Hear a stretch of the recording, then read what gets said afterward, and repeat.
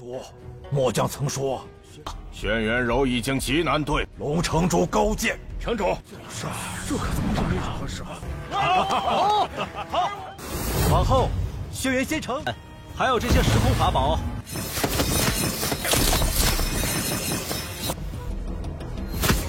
一骑之地根本没有炼制这些宝物的材料，极品仙圣品阶的时空，再率军踏平轩辕仙城。Halo guys, welcome back to Kobe Movie. Dan di hari Jumat ini kita bakal melanjutkan Sandio Pakboy. Wah, kemarin-kemarin udah pada puas ya sama cerita dari Ilai Kesi. Mimin pengen melanjutkan spoiler Throne of Steel atau Shenmue nih. Masih galau mau lanjutin yang mana? Kira-kira mana guys? Coba kalian komen aja deh di bawah. Mau request Tonghua spoiler yang apa, oke? Di part 385 Nitian Tetun, kita semua bakal menyaksikan pihak musuh kota Ichi sudah menggabungkan seluruh pasukan mereka untuk menyerbu kota Sonyon. Sementara dewa kita menyiapkan pasukan-pasukan barunya dengan beberapa pil bagus dan harta yang mantap. Sekuat apakah pasukan yang Hanyu kumpulkan ini? Apakah cukup untuk menghabisi pasukan kota Ichi seluruh ini mah guys? Kita saksikan aja seseru apakah para mereka. So maka dari itu, kita masuk ke intro guys ya. Hehehe.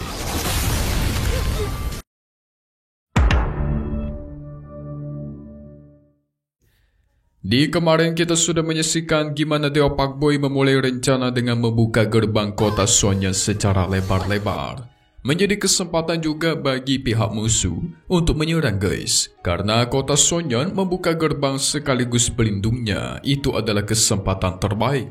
Langsung mereka menyerbu mengganggu proses perekrutan dari orang-orang baru. Tapi semuanya langsung diatasi oleh Dewa Pakboy bersama Chang Feng dengan sangat seru kemarin guys. Kita beralih ke kota Ichi. Penguasa murka buka main setelah mendapatkan berita hanya seorang diri yang menghabisi pasukan mereka. Orang yang menyaksikannya langsung itu adalah Jenderal Sima dan ketua juga. Menurut Jenderal Sima, mereka tidak boleh meremehkan Hanyun yang sangat kejam dan kuat. Awalnya mereka mengira dengan menyerang ketika proses perekrutan pasukan kota Sonyon itu adalah waktu yang terbaik. Ternyata hasilnya malah meninggoy mereka. Bukannya kita pengecut atau takut mati, kata Jenderal Sima. Tapi Jenderal Chao menertawahi mereka dan tidak percaya guys. Kalian ini memang benar cuma pengecut yang ketakutan. Jangan banyak alasan ya. Tentu Jenderal Sima dan lainnya kesal dong. Tapi mereka sudah berunding cara untuk menghancurkan kota Sonyon, yaitu menggabungkan seluruh kekuatan dan mengirimkan semua pasukan gabungan mereka. Satu perang langsung meratakan kota Sonyon. Penguasa kota jadi agak ragu guys. Dia memilih ingin menunggu anaknya keluar dari pengasingan baru menyerang dengan seluruh kekuatan yang mereka miliki. Soalnya Sonyon aja udah sulit untuk ditangani. Dan sekarang kemunculan Hanyun lagi. 龙城主高见，城主，还是等我儿出关，再全力攻一战，即可将其轻松。 Namun tiba-tiba muncullah jenderal yang menyerang Yingying dan Chang Feng kemarin. Dia datang melaporkan kota Sonyon sedang mencoba mengundang kota Qinyu dan yang lainnya buat berkumpul di medan perang kuno dalam waktu setengah bulan dari sekarang. Katanya sih ingin melakukannya namanya pertukaran pil abadi, ramuan, susunan formasi, dan yang lain-lainnya. Itu pasti ide dari si Hanyun. Karena dulu si Hanyun juga melakukan cara yang sama untuk membujuk para jenderal lain buat bekerja sama dengan dia.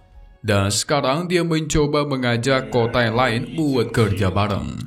Jenderal Sima tentu kesal guys, tapi yang menjadi pertanyaannya adalah gimana cara Hanyun mendapatkan sumber daya kualitas tinggi?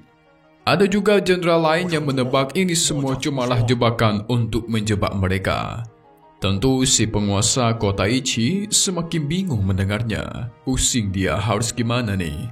Pada akhirnya dia memutuskan untuk mempersiapkan melakukan perjalanan ke medan perang kuno. Jadi sudah tidak perlu menunggu anaknya keluar dari pengasingan. Mereka akan memulai perang duluan guys.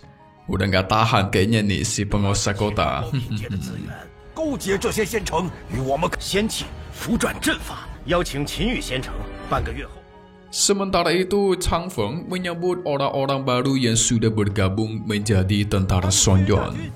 Tentu mereka yang sudah bergabung cukup lama pun menanyakan gimana dengan sumber daya yang dijanjikan oleh Tan Yun.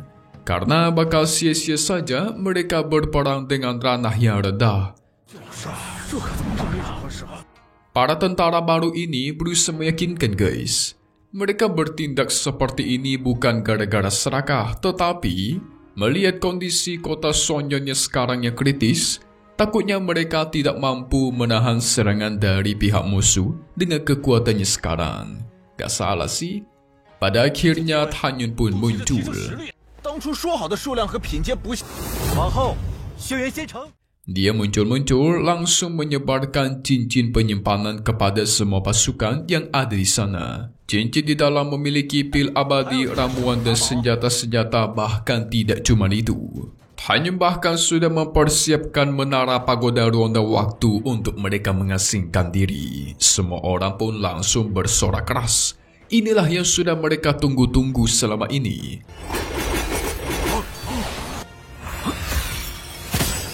Hanya memastikan dia tidak akan membiarkan mereka berperang dengan mengantarkan nyawa doang. Segera semuanya pun dikirim ke dalam menara pagoda buat memperkuat diri. Nah, ini baru mantap nih guys. Kita lihat sekuat apakah pasukan buatan Tan Yun ini nanti.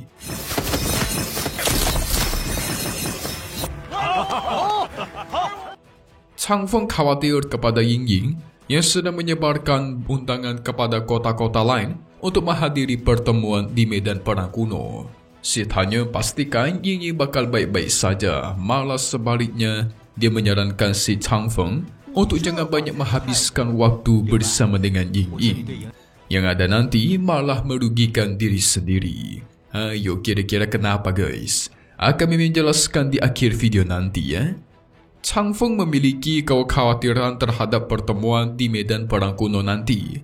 Karena bisa aja, ketika mereka pergi ke sana, pihak musuh memanfaatkan kesempatan untuk menyerang kota Sonjon. Tenang, itu semua sudah dipikirkan oleh Tan Yun.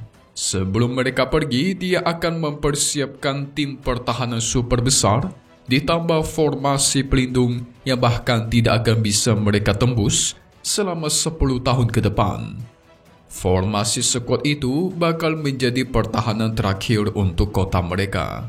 Dan dengan pertahanan itu juga, mereka bisa memiliki lebih banyak waktu untuk bersiap. Mantap! Chang Feng pun semakin kagum kepada Dewa Pak Boy kita. Kalau dulu mah dia nggak pernah percaya guys. 轩辕仙城才有希望，我们就有更多的时间发展壮大。 Waktu terus berlalu dan akhirnya berita mengenai kota Sonjon bersama dengan kota lainnya itu sudah mencapai ke lokasi medan perang kuno. Penguasa kota Ichi pengen pergi ke kota Sonjon untuk menaklukkan Sonjon Rou. Wah, nih sifat mesumnya muncul lagi nih guys. Penguasa kota sang pencari selir. 八仙城都已经到了古战场。 Sementara itu, di medan perang kuno sudah banyak berkumpul perwakilan kota-kota lainnya. Chang Feng baru aja ingin mencoba menyambut mereka, tapi mereka tampaknya tidak senang dan gak mau banyak pidato. Apalagi mereka sebenarnya sudah tahu banyak pasukan jenderal yang meninggalkan kota Sonjon. Dan sekarang pasti kalian sedang mencoba mencari bala bantuan kan? Semua penguasa kota yang ada di sini menganggap kota Sonjon sekarang itu cuma mencari pertolongan doang untuk melawan kota Ichi. Tapi ada juga kota yang masih pengen mempertimbangkan, pengen melihat emangnya tawaran macam apa yang bakal ditawarkan kota Sonjon ini. Jikalau semisal oke, mungkin mereka akan membantu. Akhirnya Tan Yun turun tangan guys. Kita di sini ingin kerjasama, bukan meminta balang bantuan, jadi kalian jangan salah paham. Penguasa kota Kuanglan itu mengancam, Jikalau sampai yang ditawarkan oleh Tan Yun tidak sesuai dengan ekspektasi mereka, maka jangan salahkan mereka menghabisi Tan Yun dan Chang Feng di sini juga. Segera Tan Yun menunjukkan pil abadi tingkat kaisar. Gak cuma itu, beberapa harta formasi kelas atas, bahkan jimat pun ada. Auto kagetlah semua penguasa kota, ya kan? 极品地人丹。 Karena bahkan kota Ichi tidak bisa menawarkan hal seperti ini. Dengan ini, apakah cukup untuk kita membicarakan negosiasi lebih lanjut? Kata Tan Yun dengan tersenyum kecil. Mantap. 一气之地根本没有炼制这些宝物的材料，极品先圣品阶的时空法。 Diopa kita memang terkenal akan pemikirannya yang sudah mengantisipasi hampir semua hal. Oke, buat kalian bingung, sini menjelaskan kenapa si Tan Yun menyuruh Chang Feng untuk menjauhi si Ying Ying. Jadi gini guys, Tan Yun kan memiliki hubungannya sangat buruk di masa lalu dengan Son Yandro. Nah, dia takutnya ketika Son Yandro ingatannya kembali, otomatis kan ujung-ujungnya bakal berperang melawan si Tan Yun tu. Dan Chang Feng sebagai adiknya Son Yandro bakal ikutan berperang dong. Ujung-ujungnya dia bakal bertarung melawan Ying Ying juga guys. Makanya si Tan Yun itu kan gak enak ya. Ying Ying setia banget kepada dirinya. Itulah yang menjadi alasan kenapa Tan Yun mengatakan nanti kau hanya akan merugikan diri sendiri. Dio Pak Boy sudah mengantisipasi itu semua guys. So mari kita lihat. Spoiler buat part 386 Ni Tian Zhezhun yang bakal rilis lagi nanti di hari Senin, oke? Oke, singkatnya tawaran Tan Yun yang begitu luar biasa membuat beberapa penguasa kota jadi tertarik untuk kerjasama dengan kota Sonyeon. Bahkan ada yang menawarkan agar Tan Yun mending ikut ke kota mereka saja yang tentu lebih kuat daripada menetap di kota Sonyeon yang sudah mau hancur. Waduh. Ujung-ujungnya si Tan Yun harus bertarung melawan salah satu sosok wanita yang merupakan penguasa kota juga guys. Berarti negosiasinya tidak berjalan selancar itu karena iblis laut yang dipanggil keluar untuk bertarung melawannya. Jikalau sudah sampai harus bertarung sebesar itu, maka otomatis drama negosiasinya semakin panjang. Dan tentu itu makin seru ya kan? Hehe, makin epic. So, selesai dulu untuk part 385 Ni Tian Zhezhun. Against the Sky Supreme, melawan langit yang tertinggi dan satu hal yang pasti, cuma di sini ya guys. Go Be Movie. Thank you buat kalian semua nonton dan selalu support channel Mimin. Semoga kalian semua sehat selalu ya. Memang pamit undur diri dulu. Kita bakal ketemu lagi di video-video selanjutnya. Oke kalau gitu, see you guys.